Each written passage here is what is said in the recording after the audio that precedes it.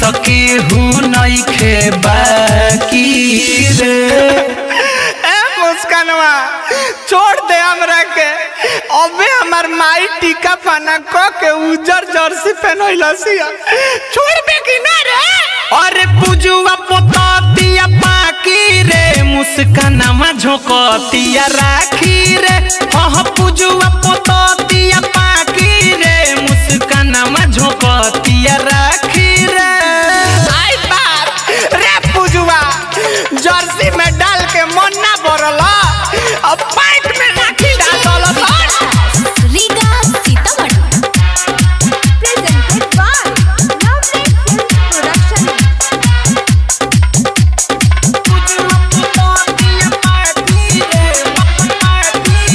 मुस्कानवा झोंकतिया राखी रे।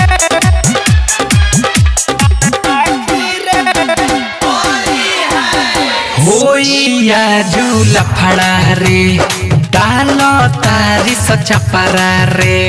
अरे बहनी हमके मत डालो, अलका तारा रोड पर लागेला, देही में ना इन्फेक्शन हो। अरे होइया झूला फड़ा रे, डालो तारी सचा परा रे। बंसी काका के देह के पूरा फरले बाड़ी स कपड़ा रे।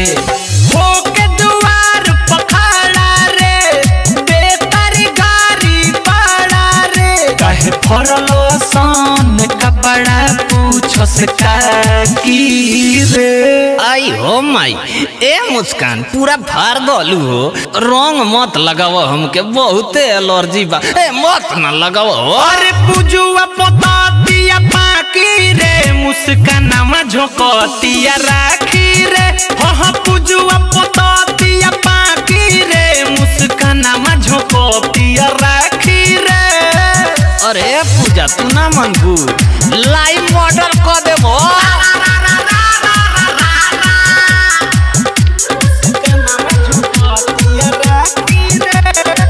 Presented by lovely film production.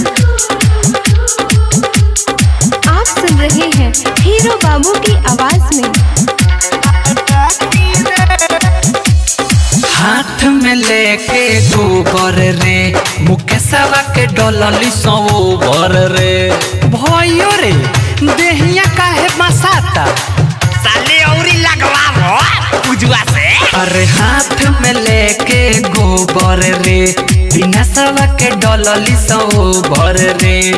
बूढ़ चाहे जवान होखे दसन डोज बरोबर रे। पहनले बाड़ी स टोपी रे, दसन के हुके झोंकी रे। नाही डेराली स देख के वर्दी खाकी रे।